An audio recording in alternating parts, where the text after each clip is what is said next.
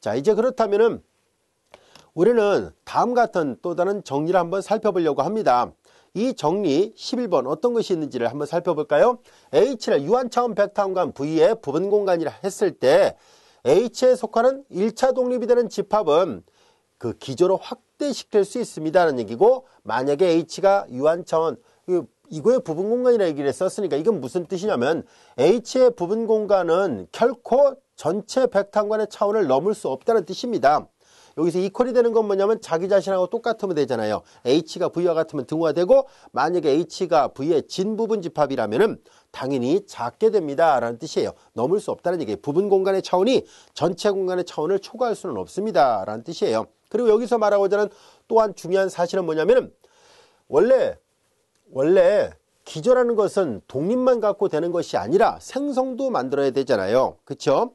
자, 그런데 H가 V의 부분 공간이 H였는데 H에 속하는 1차 독립이 되는 집합의 개수가 2개든 3개든, 만약에 H가 5천 부분 공간이라 가정해봐요. 근데 1차 독립이 되는 벡터가 2개밖에 없어요. 그러면 조금씩 그 벡터를 더 키워나가서 기저로 확대시킬 수 있습니다 라는 뜻이에요. 자, 이게 무슨 말인지 한번 증명을 해 보도록 할까요? 자, 만약에 H 자신이 제로 벡터만으로 되어 있었다라고 가정해 봅시다. 지금 우리는 벡터 공간 V가 있고요. 그거의 부분 집합이 되는 이렇게 되는 부분 공간이 H가 있어요. 근데 우리는 경우수를 나눠서 보겠습니다. 만약에 이 H가 제로 벡터만으로 되어 있어요. 이것이라 가정하겠습니다. 그러면 얘 차원은 어떻게 돼요? 얘 차원은 당연히 0차원이라고 약속을 했었잖아요. 이렇게 약속을 했기 때문에 그러면은 부분 공간 H의 차원은 당연히 전체 벡터 공간 V의 유한차원이라 얘기를 했었잖아요. 유한차원이니까 그러면은 적어도 이것 자체도 제로 벡터라면 같을 수도 있지만, 얘가 만약에 기저를 이루고 있는 원소 개수가 하나 이상이라도 있으면 1차원 또는 2차원이 되는 순간에 당연히 1이나 2라는 숫자는 0보다는 크잖아요. 그래서 이것은 당연히 성립한다고 할 수 있습니다. 여기까지가 됐죠. 자, 부분 공간이 0벡터만으로 이루어져 있다면 이 부등호 관계는 당연히 성립합니다 라는 것을 알 수 있습니다. 자, 이어서 그런데 모든 부분 공간이 다 제로 벡터만으로 이루어졌다는 보장은 없잖아요. 그래서 이제 이번에는 두 번째, H가 그러면 제로 벡터가 아니었을 때 라고 가정하겠습니다. 제로 벡터는 아니었다라고 가정할 거예요. 자, 그러면 여기에서 보면 선형 독립이 되는 집합이 기저로 확대할 수 있다라고 얘기를 했었으니까, 그러면 자, 이제 H에 속하는 선형 독립이 되는 집합이 있어요. H에 속하는데 요 안에 자, 이제 선형 독립이 되는 집합을 하나 만들려고 해요. 그래서 그 안에 원소 개수가 U1, U2 쭉 가서 UK까지 있는 그런 집합을 S라 놓겠습니다. 이제 S라는 집합은 U1, U2, UK라 놓겠습니다. 단 여기에서 얘네들은 독립이에요. 그냥 여기다 앞에다 쓸까요? 1차 독립이 되는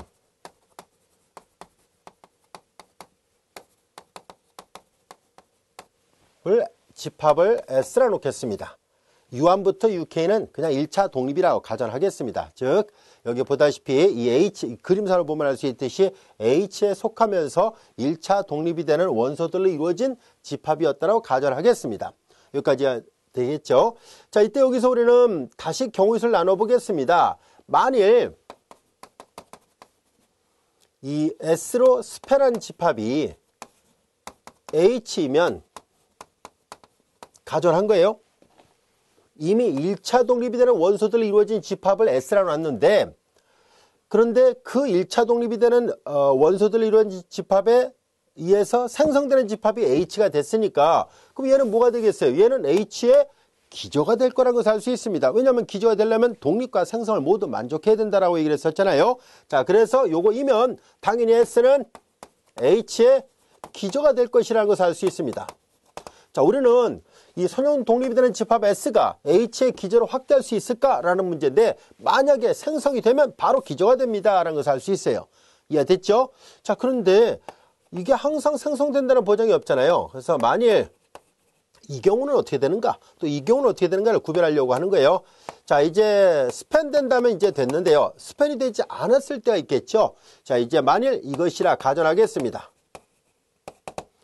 이것이라 하면, 말을 이어서 쓸까요? 이것이라 하면, 자, 이제 우리는 이 생성을 못 시켰습니다. 이 S라는 집합으로 H를 만들지를 못했다는 것을 알 수 있습니다. 그러면 얘네들의 1차 결합으로는 도저히 이 H가 나오지 않았다는 얘기인데요. 이 그림상으로 보면 이 S라는 집합 안에 속하지 않으면서 H에 속하는데 요 위치에, 그림상으로 보면 요 위치에 어떤 벡터를 하나 더 생각해 보려고 합니다. 그것을 UK 플러스 1 이라놓게 하겠습니다.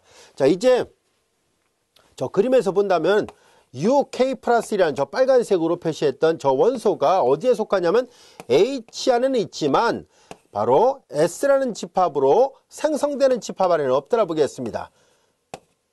이거인 UK 플러스 1이 분명히 존재합니다. 이걸 만족하는 이런 원소를 선택할 수 있습니다. 존재한다는 것을 알 수 있어요. 왜냐하면 이 S로 생성을 시키지 못했잖아요. 그러면 뭔가 이 안의 원소 중에서 이들의 1차 결합은 표현할 수 없는 원소가 있었다는 얘기니까 그런 게 분명히 있을 겁니다. 라는 것을 알 수 있어요. 여기까지도 이해됐죠? 이런 UK 플러스 1이 있었구나 하는 것을 알게 됐습니다. 자, 이제 그렇다면 이제 다 됐네요. 이제 앞서 다뤘던 요 S라는 집합 안에다가 이제 UK 플러스 1을 더 덧붙인 집합을 하나 더 생각합니다. 그걸 S1이라 할게요. 편의상. 그냥 편의상 놓은 것 뿐이에요. 자, 이제 U1, U2, UK에다가 UK 플러스를 하나 더 덧붙인 것입니다. 그런데요, 얘네들은 이미 독립이에요. 얘네들은 독립이거든요. 그러니까 얘네들이 독립이라는 얘기는 이 안에 어떤 벡터도 이 앞에 있는 벡터의 결합으로 표현할 수 없었다는 얘기잖아요.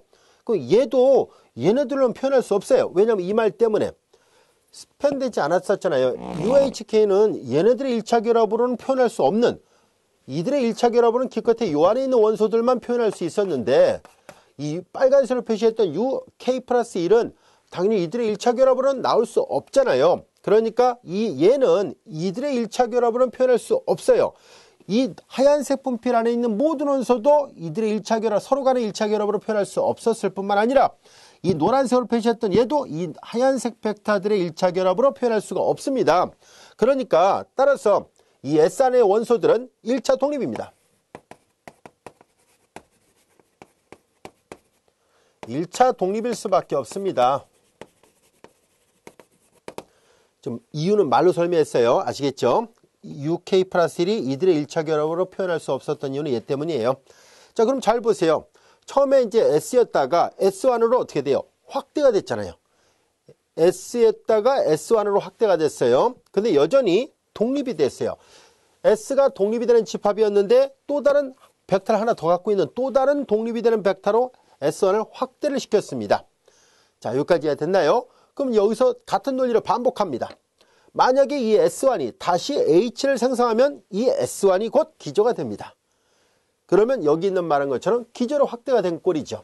근데 만약에 또 S1의 스팬이 H를 만들지 못한다면 우리는 또 어떤 걸 만들 것이냐면 S1의 스팬에 H에는 속하지만 S1의 스팬으로는 만들 수 없는 또 다른 벡터를 UK 플러스 2라 놓습니다.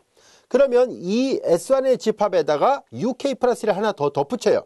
여전히 이런 이유 똑같이 S2 안의 원소는 다시 1차 독립이 돼요. 그래서 이렇게 자꾸 확장을 시킬 수 있고 언젠가는 다시 또 그 S2로 생성된 게 H가 되면 또 기저가 될 것이고 S2로 생성된 게 H가 아니라면 다시 또 UK 플러스 3을 또 만들어요.